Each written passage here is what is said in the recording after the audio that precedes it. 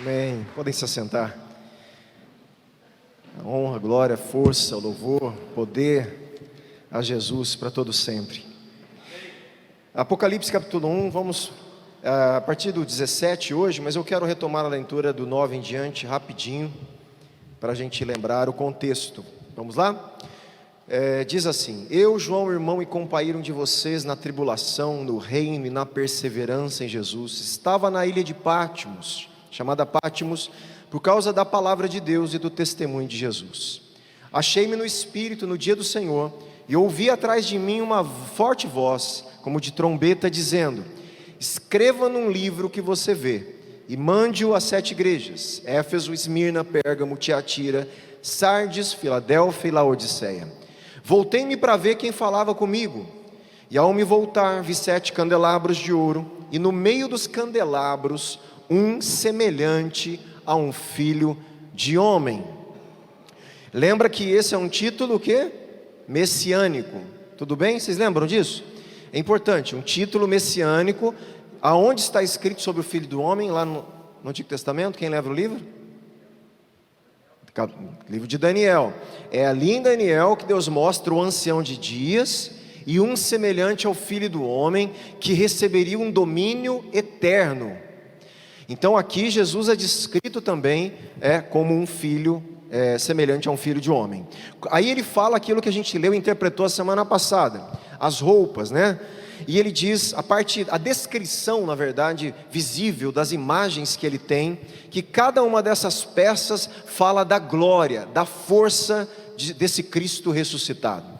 E diz assim: com vestes talares, e cingido à altura do peito com um cinto de ouro. A cabeça e os cabelos dele eram brancos como a alva lã, como neve. Os olhos eram como chamas de fogo. Os seus pés eram semelhantes ao bronze polido, como que refinado numa fornalha. A voz era como o som de muitas águas. Na mão direita ele tinha 7 estrelas, e da sua boca saía uma espada afiada de 2 gumes. O seu rosto brilhava como o sol na sua força. Vimos que essas características são, muitas delas, características que no Antigo Testamento era dada a quem? Yahvé, a Deus. E que aqui em Apocalipse está sendo dada a Jesus. E isso fala o quê? Que Jesus compartilha da natureza e da essência divina de Yahvé. Por isso ele é considerado Deus. Apocalipse vai trabalhar essa linguagem, isso é muito importante, eu tenho repetido aqui. Paramos aqui no 17 em diante, vamos lá. João diz assim para a gente, que ao vê-lo, quer dizer, ao ver o Filho do Homem, ou semelhante a um Filho do Homem, o que acontece com ele? Ele cai aos pés dele como morto, tá? Essa é uma reação muito comum em toda a apocalíptica e muito comum em teofanias, em pessoas que têm uma experiência com o divino. Você vai ver que eles caíam prostrados ao chão, desfalecidos, sem forças, diante daquilo que estava sendo revelado para eles.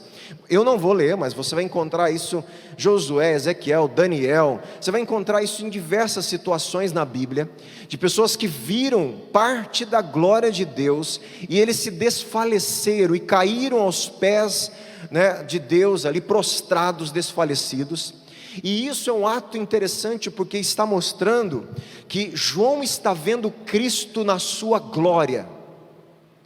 Enquanto Jesus estava, lembra que João é um dos 12 apóstolos, eles não caíam diante de Jesus, Jesus estava na terra como homem, a glória de Jesus não estava revelada nele ainda, mas aqui, quando ele vê Jesus, na sua forma glorificada, a sua carne não suporta, ele é levado ao chão, prostrado como morto, ele desfalece, e provavelmente com um senso de temor, talvez até um certo medo diante do que ele estava vendo, porque ele sabia que ninguém podia ver a Deus e não ser fulminado pela glória de Deus.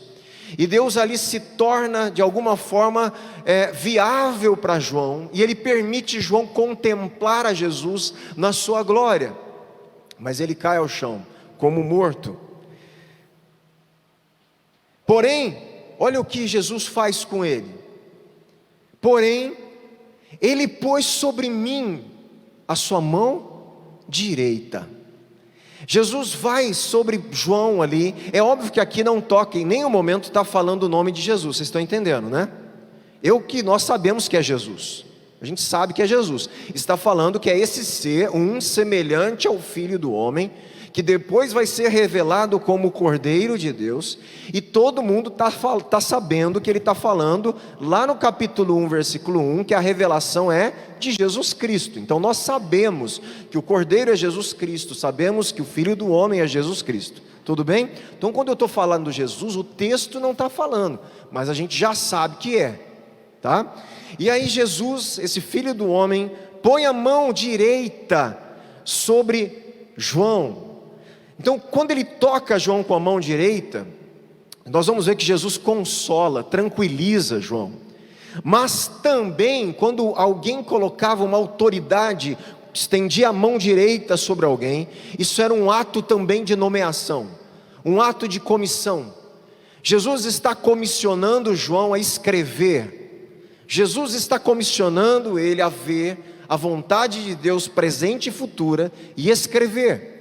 Ele vai consolar agora, mas ele vai também transmitir autoridade e poder. Ele vai fazer com que João cumpra a sua ordem, dizendo, o que ele fala? A primeira coisa para João: não tenha medo. Quantas vezes você viu Jesus falar isso lá para os discípulos? Quando eles estavam no barquinho, a tempestade rolando, o pessoal com medo, Jesus falava o quê? Não temas. É o mesmo Jesus falando para João: João, você lembra quando eu falava para você não temer naquelas situações? Agora de novo, não tenha medo não, filho, fique em paz, sou eu, João, não temas, não tenha medo. Óbvio que, como eu estou falando, Jesus está sendo revelado de uma forma que João ainda não tinha visto ele na forma terrena. É uma glória e um poder, talvez até assustador, os salmos falam, né? Assombroso, tremendo, terrível. Alguns salmistas escrevem as características da glória de Deus como algo terrível. No monte as pessoas tiveram medo de se aproximar. O povo falava assim: não, Moisés, a gente não quer ir lá para o monte não, vai você, estão com medo de morrer. A glória de Deus era tão pavorosa, tão grandiosa, dos barulhos da glória, daquela tempestade, da nuvem. Deus estava se manifestando de uma forma tão estrondosa que eles tiveram medo de se aproximar. E aqui João, ele encara a glória do Cristo ressuscitado, e Jesus vai falar para ele: calma, João, toca nele, não temas, não tenha medo não. E Jesus começa a falar, olha lá, primeira coisa que ele fala: eu sou o quê? O primeiro e o último. Opa, já lembraram já, né? O Maurício já jogou lá o dedinho para trás lá. Mas espera aí, lá no capítulo 1, quem foi descrito como o primeiro e o último, ou o alfa e o ômega? O Pai. Que negócio é esse? O que está acontecendo? De novo, nós vamos perceber que características que são dadas somente ao Yahvé do Antigo Testamento começam a ser dadas agora a quem? A Jesus. Jesus também tem a eternidade que o Pai tem. Ele também tem o controle de todas as coisas. Ele também é o alfa e o ômega. Ele também é o princípio e fim, o primeiro e o último. Essa descrição de Deus, olha só, presta atenção, vamos só relembrar aqui.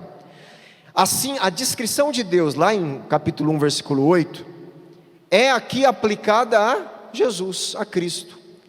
Além disso, conforme veremos, muitos desses títulos são utilizados ao longo das Escrituras como títulos de Yahvé, de Deus. Você sabe por que na sua Bíblia não aparece o nome Yahvé no Antigo Testamento? Eu estou usando o Yahvé Porque no original, você vai ter o tetragrama. Yod, He, Vav, He. São as consoantes do nome de Deus no hebraico. Como não tem vogal, ninguém consegue pronunciar o nome de Deus. Não existe vogal no hebraico original, lá antigo. Foi se perdendo a pronúncia do nome de Deus. E o nome de Deus é tão sagrado para o judeu, que ele não falava o nome de Deus, para não usar o nome de Deus em vão. É tão santo o nome de Deus, tão sagrado, que até mesmo quando eles iam ler a Escritura, até hoje, e o nome de Deus está escrito, eles não falam o nome de Deus. Eles trocam para Adonai, Senhor, Eterno. Eles substituem o nome de Deus por uma característica de Deus. Tamanho respeito que eles têm pela pessoa de Deus e pelo nome de Deus. E na nossa Bíblia, os tradutores seguiram esse temor. Todas as vezes que na sua Bíblia tiver a palavra Senhor, em tudo maiúscula, é o nome de Deus, que eles trocaram pela palavra Senhor. Eu estou falando Yahvé, porque nós tentamos pegar, alguns preferem falar o nome de Deus na nossa cultura, para identificar que aquele nome, aquele Deus que deu o seu nome pactual para um povo. Mas ninguém sabe se é Yahvé, se é Jeová, né? A gente não sabe. Então se padroniza aí Yahvé. Jeová com certeza não é, tá? Isso aí eu quero deixar muito claro. Jeová é certeza que não é. Mas por quê, pastor? Porque não existe J no hebraico. Se Deus se revelou em hebraico, ele nunca poderia falar o som do J, porque na língua não existia. Então a tradução pior feita é Jeová. Não tem problema nenhum em usar Jeová, porque ninguém sabe o nome correto. A gente só faz uma referência, Jeová, Yahvé, Javé, que também tem o J, né? Então o nome de Deus original, de forma alguma poderia ter o J. Então quando o pessoal aí que passa na nossa casa quer que a gente saiba o nome de Deus, eles também estão equivocados em falar que o nome de Deus é aquele, né? Se eles querem saber o nome de Deus tão certinho, não podia ter usado o J. O J é depois, é uma transliteração tardia para o nome de Deus. Tudo bem? Eu vou usar Yahvé para a gente identificar que eu estou falando do Deus de Israel, do Deus do pacto com Abraão, com Moisés, o Deus que se revela por um nome para eles. Essas características são dadas a Yahvé, e agora estão sendo dadas a Jesus, ao Cristo. É só Yahvé que podia ser adorado. De repente Jesus vai começar a ser adorado. O que está acontecendo? É um outro Deus que está surgindo? Não. É o mesmo Deus, é o mesmo ser divino, sendo expresso agora na pessoa de Jesus, da onde vem o que nós chamamos de doutrina da Trindade, tá? Que é um pouco complicado a gente entender na nossa cabeça, mas o que eu quero que a gente firme Apocalipse é muito taxativo em mostrar características do ser de Yahvé na pessoa de Jesus. O ancião de dias, quem era? Yahvé, que ia vir o filho do homem, que era um enviado de Yahvé. Aí de repente o filho do homem aparece, mas ele aparece com características do ancião de dia também. Há uma mistura do filho do homem e do ancião de dias na pessoa de Cristo. Olha que interessante. E nós vamos ver como Deus é adorado no capítulo 4. E depois a adoração que é dada a Deus Pai passa a ser dada ao Cordeiro. Gente, é um negócio fantástico. Nós vamos ver essa transição, tá? Então vamos lá. O grande propósito, gente, de Apocalipse, então aqui com essas figuras, é estabelecer a divindade de Cristo. Entendido? É estabelecer a divindade de Cristo. Então dizer que Jesus não é divino é uma heresia teológica. Ele não é só um profeta, ele não é só um pregador de moralidade, ele não foi só um mestre judeu, Ele não foi só alguém que ensinou coisas boas, ele é o Filho de Deus, o eterno Verbo de Deus encarnado. Tudo bem? Eu estou falando de teologia aqui, cara. Pessoas que discutiram para guardar essa verdade para a gente. E nós vamos ler Apocalipse mostrando isso para a gente, tranquilamente, sem problema nenhum, né? O título, primeiro e último, ele vem também lá do Antigo Testamento. Ele vem de outras passagens, tá? Nós temos que entender que são títulos que eles já conheciam, tá? Todo mundo entendeu isso, né? Que estão sendo aplicados a Jesus. Se você quiser ver, está em Isaías 41:4, Isaías 44:6, 48:12, tá? Deus precede todas as coisas, como aquele que criou todas as coisas. Deus existe antes de tudo. Aí a pergunta, quem criou Deus, não faz sentido, tá bom? Nem filosoficamente falando. Se Deus é Deus, ele não pode ser criado, ele tem que ser um ser eterno. Se alguém criou Deus, esse alguém é Deus. Então Deus, no seu conceito até filosófico, é um ser incriado e eterno. Tudo que é criado não é Deus. Tudo que veio a existir não é divino e não pode, é um ídolo. Tudo que a gente cultua e dá a nossa vida em reverência última, que não é o eterno, é um ídolo. Por isso ele faz questão de dizer que ele é o alfa e o ômega, o princípio e o fim. Eu sou o eterno, eu sou antes de todas as coisas. Ele criou e tudo só existe e subsiste por causa dele. Isso é Deus. Então, às vezes a conversa do ateu, para pegar alguns que não entendem, ateus mais bem instruídos filosoficamente, nem essa pergunta eles fazem mais, porque na filosofia ela não faz sentido. Só ateus que não estudam mesmo, não estudam a filosofia a partir da racionalidade, eles vão para esse canto e a gente tem que, alguns que não conhecem, né?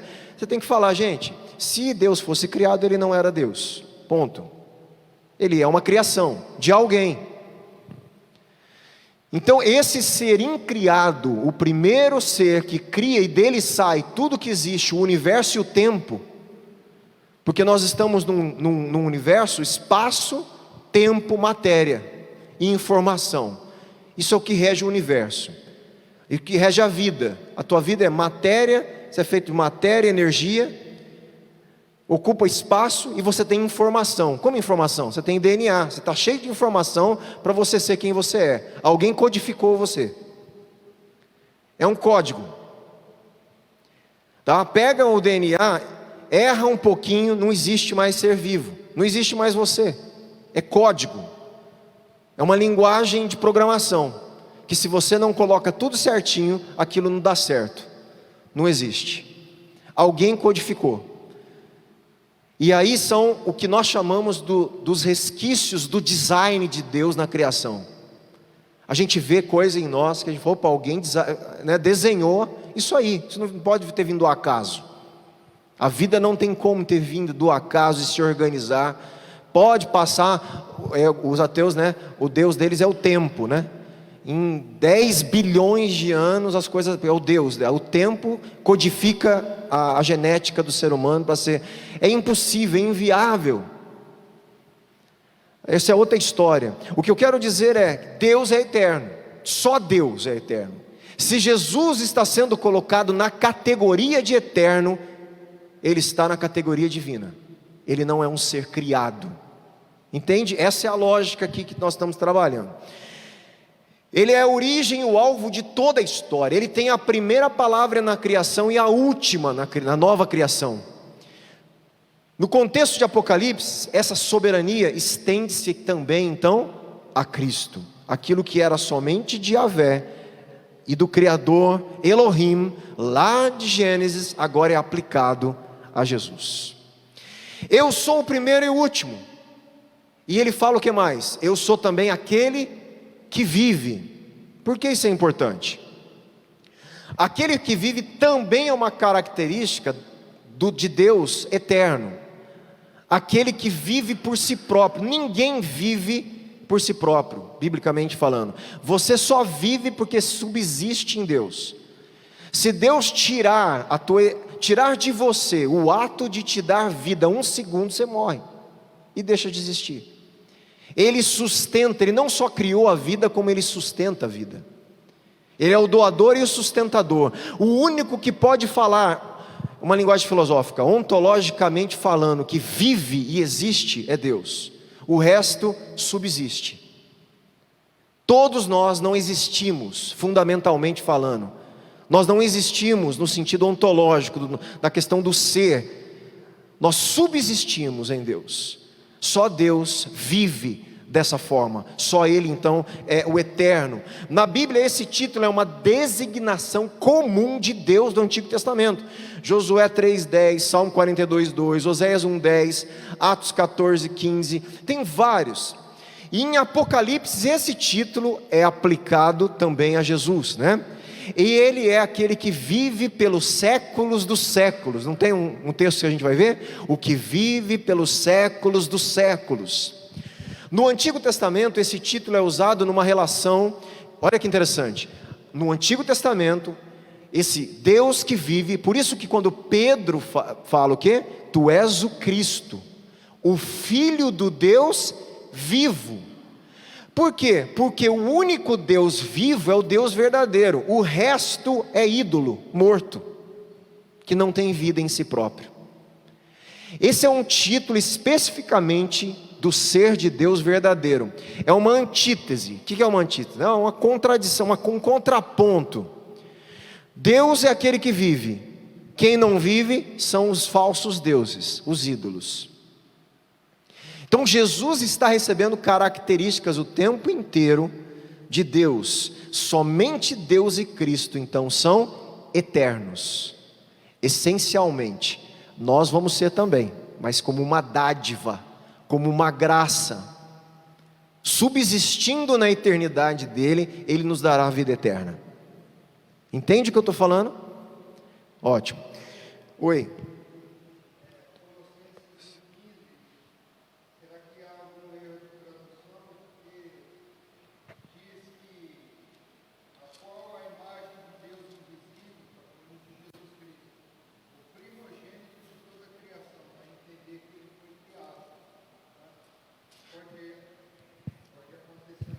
Não, não é. Primogênito da criação não quer dizer primeiro criado. A palavra primogênito vem de uma cultura do Antigo Testamento. O primogênito era aquele que tinha o domínio sobre a herança do pai. Você podia ter 12 filhos, o primogênito era o herdeiro, e ele era o que tinha o poder de administrar a herança. Quando ali esse texto está falando do poder que Deus dá a Jesus, e o domínio sobre toda a criação. Não é o primogênito no sentido de criação, tá? Então ele é o primogênito de toda a criação. Ele é aquele que na ressurreição ressuscita como o primeiro da nova criação. Tanto é que o texto usado na ressurreição é: eu hoje te gerei. Mas ele já não existia. Por que fala da criação, da ressurreição, eu hoje te gerei? Paulo prega isso. Ele cita esse texto, ele fala da ressurreição. Por quê? Porque na ressurreição, Jesus é gerado como o primeiro ser humano da nova criação de Deus. Ele é a primícia. E nele está o poder e domínio agora sobre toda a criação.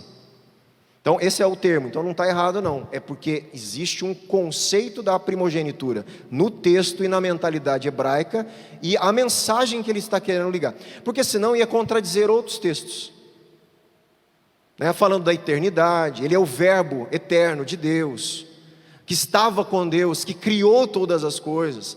Então esse primogênito não pode estar falando dele ser primeiro criado, ele tem uma conotação de ser aquele que herda de Deus o controle e o domínio sobre toda a criação. Eu sou o primeiro e o último, aquele que vive. Olha o que ele fala para João: eu tive morto. Ele volta para a característica, né, no tempo humano que ele viu: eu tive morto. mas eis que estou vivo para todo o sempre. O contraste aqui entre morto e vivo tem como objetivo, ressaltar não somente morte e ressurreição, mas destacar ainda mais, de novo, a condição dele viver para sempre. Está destacando aqui a eternidade de novo. Todas essas questões destacam aqui que ele é eterno como Pai. E tenho as chaves da morte e do inferno. Eu não vou ter tempo de explicar isso. Mas a palavra aqui inferno é Hades. Na Bíblia aparecem várias palavras. Presta atenção. Eu vou dar uma pincelada, vou meio que jogar aí, presta atenção. Na Bíblia aparecem várias palavras que os tradutores modernos traduzem por inferno. Isso é muito ruim, essa bagunça que foi feita. Porque a primeira tradução que pôs a palavra inferno foi no latim, a Vulgata Latina, Jerônimo. Porque inferno significa regiões inferiores. Infernum, latim. Regiões inferiores. Esse é o que a palavra. E no latim está correta a tradução. Porque ele está falando do mundo dos mortos. O lugar de tormento é Geena, não é Hades.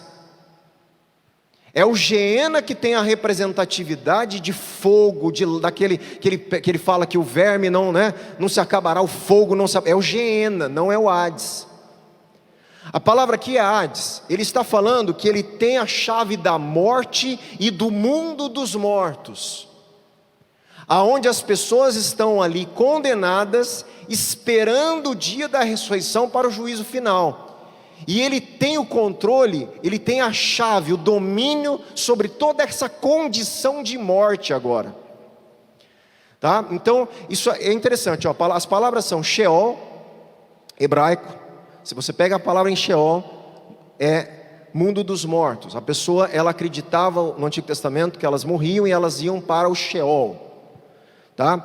E lá, alguns acreditavam que no Sheol, baseado lá naquela parábola do rico e do Lázaro, que o Sheol tinha lugares dos injustos e dos justos, como o Hades, porque Hades é Sheol em grego. E ali você lembra na parábola que Lázaro e o rico é separado por um abismo?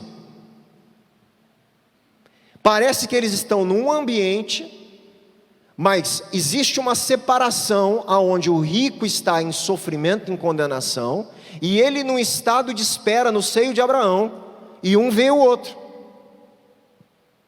Provavelmente é esse tipo de configuração que alguns acreditam que o Sheol e o Hades estão.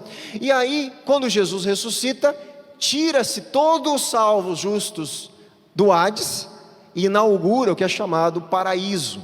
Quando Jesus fala, hoje estará comigo no paraíso, é uma dimensão já de bem-aventurança que antecipa o estado de graça diante de Deus pela salvação em Cristo. E outra palavra é tártaro, usado, se eu não me engano, uma vez só por Pedro.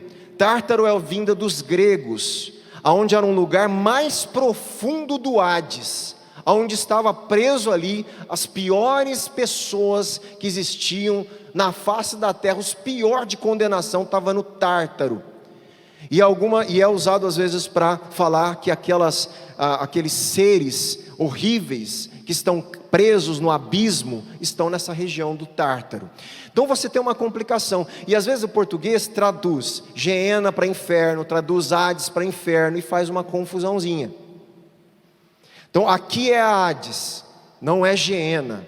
O Geena é muito mais próximo ao lago de fogo, que é justamente o estado eterno de condenação. Tá? Então, ele tem na mão, vamos interpretar o que ele está falando, a totalidade e o domínio sobre todo o estado da morte. Por isso ele vence a morte, e ele vai vencer a morte final, a nossa morte, Chaves aí, obviamente, está falando de controle, de poder. A ideia básica é que Cristo, por meio de sua morte e ressurreição, ela derrota as forças malévolas, malignas da morte. Jesus é o primeiro, o primogênito da ressurreição. E Ele vai falar para você e para mim que nós vamos ressuscitar, que Ele vai acabar com a nossa morte. A morte não existirá mais. Ele vai te dar nova condição de vida eterna, um novo corpo glorificado que não passará mais pela morte, porque Ele venceu a morte e a chave do Hades, a chave da morte está na mão dele. Tá? Oi.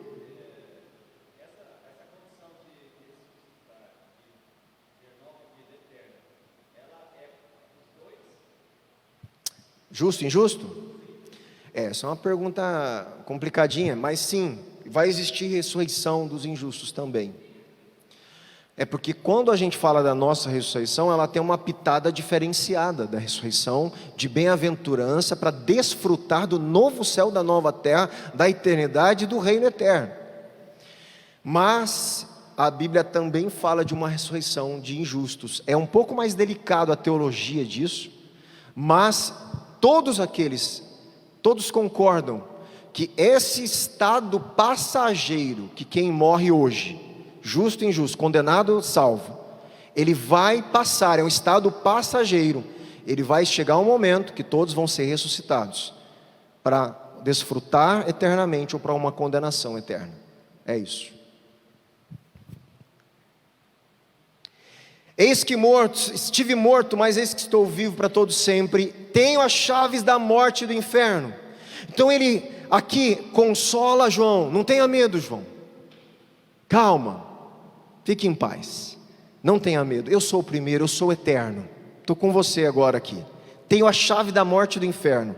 Faz o seguinte, João, com a mão direita nele, dá uma ordem de autoridade, escreve,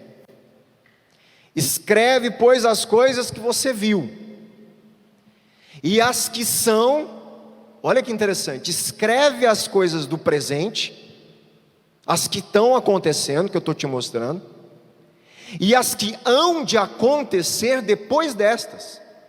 Por isso o Apocalipse, lembra quando a gente estava lá no início falando, será que aconteceu coisas, outras não? Sim, ele está falando que tem coisas que estão acontecendo, que eu estou te mostrando. Escreve as que eu estou te mostrando, que são já, e as que hão de acontecer depois destas.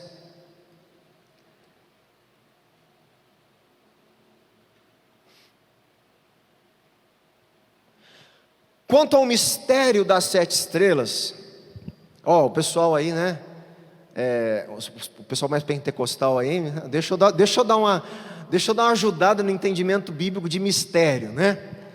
O pessoal usa muito errado a palavra mistério, né? Não existe mais mistério, tá? Não existe, o mistério foi revelado em Cristo. Todo o mistério, ele era guardado em promessa no Antigo Testamento. Não existe mais mistério, a não ser as coisas que não acontecerão. Mas o mistério que ele fala, você vai ver aqui todas as vezes, principalmente lá em Efésios e aqui também, você tá vendo, ele vai usar a palavra mistério e já vai desvendar o mistério. Porque não existe o mistério, toda vez que é usado é assim, foi mantido em mistério até agora algumas coisas, mas a partir de Cristo esse mistério está sendo revelado, está trazendo a luz para vocês, que é a obra eterna de Deus, né? Então, quanto ao mistério das 7 estrelas, que você viu na minha mão direita, e quanto ao mistério, né, dos 7 candelabros de ouro, ele revela o mistério, quer dizer, não vai ter mistério. O que ele está falando? Os 7 estrelas são os anjos, os 7 anjos da igreja, e os 7 candelabros são as 7 igrejas. Então, ele tocou na palavra mistério, ele mostra que aquele mistério estava sendo um mistério até ser revelado, tá? Então, olha que interessante, né? O conceito de mistério é uma ideia apocalíptica, essencial, não apenas nesse livro, mas na igreja primitiva como um todo. A gente poderia ler aqui, gente, né? Se quiser, depois, quem quiser lá no Telegram, vocês me peçam as coisas que vocês querem, eu mando lá, tá? Mateus 13:11, Romanos 11:25, 1 Coríntios 2:7, Efésios 3, de 3 a 9, tudo isso está falando alguma coisa relacionada a isso. Esse termo faz referência a segredos que foram mantidos ocultos das pessoas do passado, mas que agora na nova aliança, né, eles estão sendo o quê? Revelados.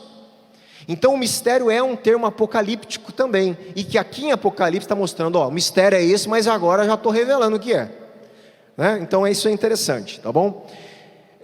Agora olha só, gente, quanto ao mistério das 7 estrelas que você viu na minha mão direita, estrela na mão direita, mão de autoridade, de cuidado, de poder, de posse, vocês estão na minha mão, eu cuido, mas eu tenho autoridade sobre vocês, né? Vocês são propriedade, está na mão direita dele. Quem? As 7 estrelas. E quanto aos 7 candelabros de ouro, as 7 estrelas são os anjos. Pronto, aqui é um outro problema de interpretação.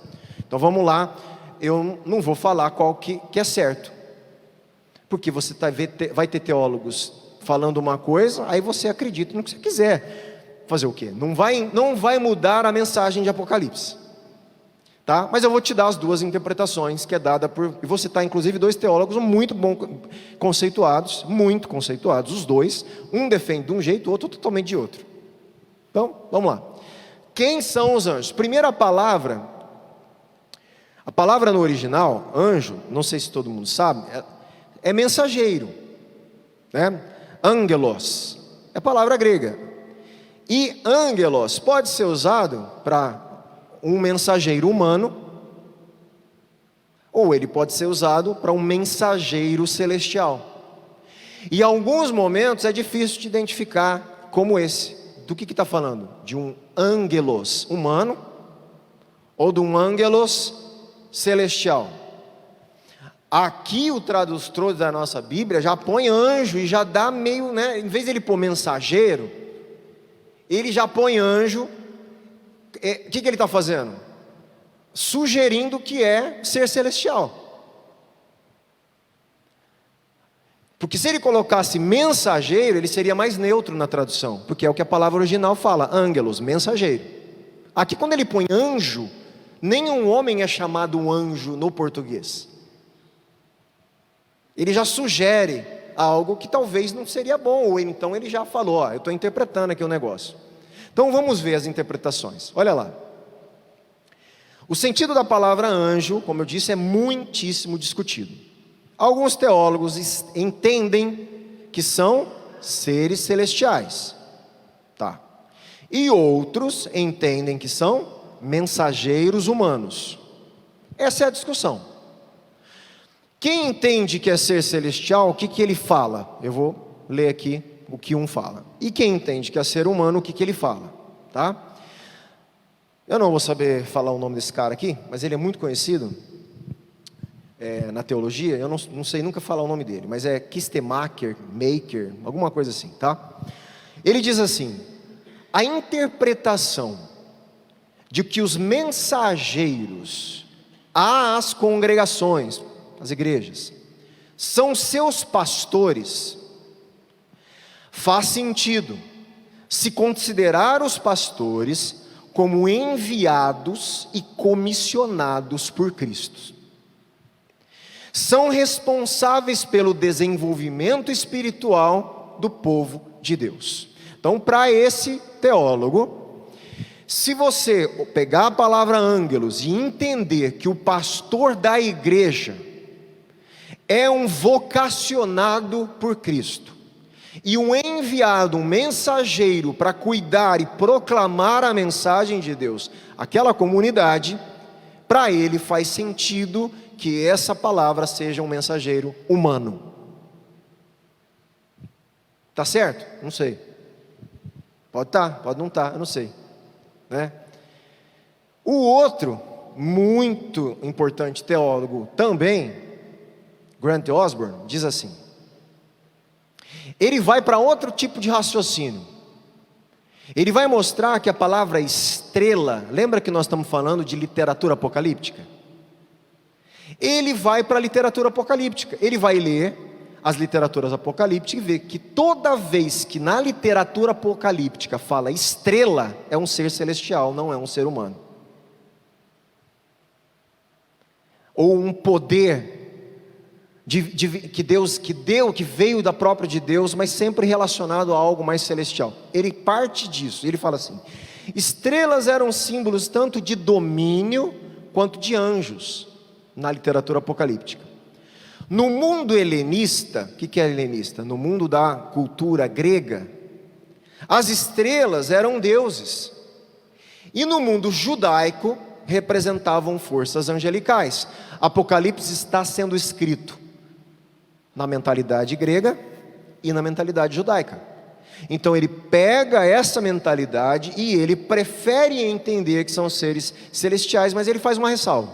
Ele fala assim: assim essas estrelas eram os anjos responsáveis pelas igrejas, mas também, ele não explica como, mas também eles estavam corporativamente identificados com elas.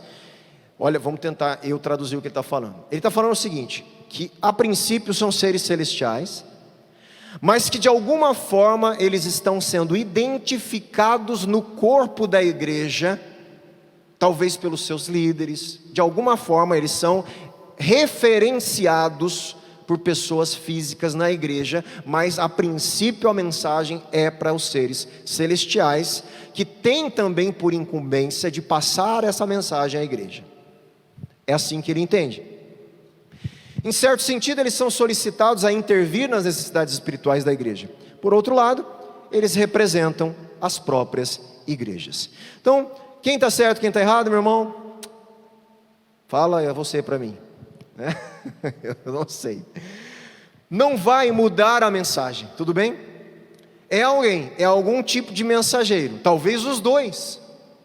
Por que não? E ele sugere um pouquinho disso, o Grant Osborne. São seres celestiais, mas de alguma forma são identificados de forma corpórea e comunitária, talvez dos líderes, dos pastores. Então ele deixa essa interpretação aqui nesse texto que a gente leu. Mas o que importa é que existe 7 anjos. 7 anjos que representam as 7 igrejas. Isso que é o que importa. E eles, como autoridade, enviados, mensageiros para essas 7 igrejas, estão na palma da mão do Filho do Homem. Tá? Isso que importa. E os 7 candelabros são as 7 igrejas. As 7 igrejas da Ásia. Para terminar aqui por hoje, em capítulo 1:13, Cristo está, não sei se você vai lembrar, no meio dos candelabros. Lembra que eu falei? Que ele estava no meio da igreja, né? Em 1:16, ele segura as estrelas na mão direita, sendo que essa última expressão é mencionada novamente para dar ênfase. 7 estrelas que vista na mão direita. Em ambos os casos, o ensino é que Cristo está no controle. É isso. Cristo está no controle dos anjos. Cristo está no controle da sua igreja.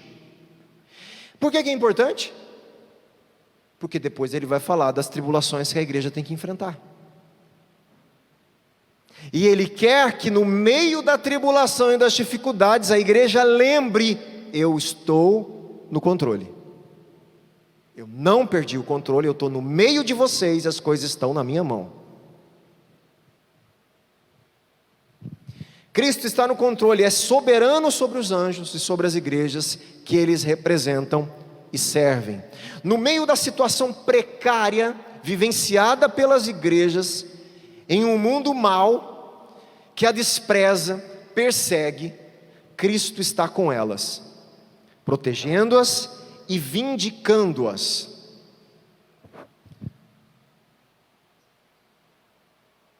Vocês sabem o que é a palavra vindicar? É quase um pouco diferente como reivindicar, mas é você exigir que seja dado aquilo que é de direito de alguma pessoa. Então o livro de Apocalipse também é um livro de vindicação dos justos. Os justos pedem, os mártires estão pedindo justiça, porque eles morreram e o sangue deles pede justiça. Deus vai vindicar, dar a eles a justiça que a eles merece. dar a eles o que Deus sabe que deve ser dado a eles. É vindicação, tá? Então, Cristo está protegendo e vindicando-as. Ao mesmo tempo, eles as consideram presta atenção, ao mesmo tempo, Cristo considera as igrejas responsáveis por perseverar e permanecer fiel ao longo de toda a provação, conforme aprenderemos em cada uma das mensagens às igrejas, tá certo? E deixa eu ver só aqui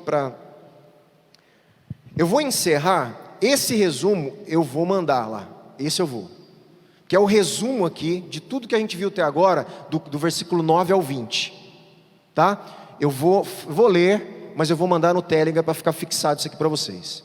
O resumo: em capítulo 1, de 9 a 20, João introduz o leitor, a gente, e as 7 igrejas, ao propósito e conteúdo do livro como um todo. 2 temas principais percorrem essa passagem: o Cristo glorificado, soberano sobre a terra, glorificado, não é isso? Tá. E a igreja, que está sob seu controle, o cuidado. Até agora, esse é o resumo do versículo 9 ao 10.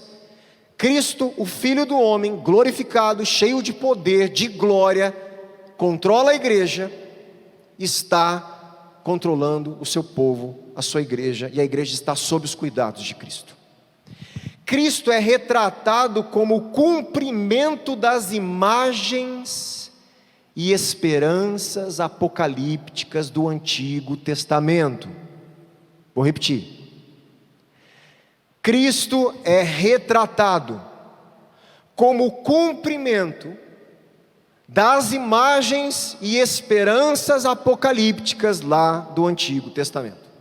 Toda a esperança que Deus dava para os judeus, Apocalipse está mostrando que está em Jesus. Toda a imagem de glória que ele falava da nova criação, da ressurreição, da nova aliança aos judeus, João e Apocalipse está mostrando que está se cumprindo em Jesus. Está claro? As descrições não têm um sentido literal, mas são um retrato simbólico daquele que é ao mesmo tempo Messias e Deus. Jesus é ao mesmo tempo Messias e Deus, o ungido, o Filho do homem, o descendente de Davi, o reinado eterno de Davi, que vai ser implantado, mas ele não é só o Messias, ele é divino. Gente, isso é importantíssimo. Tu és o Cristo, o Filho do Deus vivo. Apocalipse está mostrando que Jesus é o Messias, mas divino. Em resumo, ele é o regente e juiz divino do mundo e da igreja. A igreja está sob seu controle, tanto no aspecto positivo, no sentido de vindicar a justiça, a recompensa dela, quanto no negativo, dele advertir e falar da responsabilidade da igreja. Além disso, o livro das visões é introduzido e as igrejas para quem ele é endereçado são alistadas. Em tudo isso, o Deus que está no controle da história ainda é soberano, mas agora seu domínio é transferido para o Senhor Jesus Cristo, glorificado e ressurreto. Todo o domínio de Yahvé, que é mostrado no Antigo Testamento, nesses textos está mostrando que ele está transferindo tudo isso para o Cristo ressuscitado. Ele agora tem o controle da igreja, das nações, dos povos, e ele vai abrir o selo do juízo de Deus, que nós vamos ver. Olha o processo que Apocalipse está levando a gente. Primeiro entender quem Cristo é, primeiro entender que tudo está no controle dele, primeiro entender quem nós somos, como a igreja deve se portar, depois se preocupar com besta ou com anticristo. Entende o que eu estou falando? Há um processo importante. Primeiro vê a adoração do céu no capítulo 4. Primeiro vê o Cordeiro sendo adorado no capítulo 5. e ler os juízos a partir disso que foi colocado. Não vai interromper, é uma carta só. E João e Jesus queria que a gente visse isso antes de ler o juízo, preparando para o novo céu e a nova terra. Amém?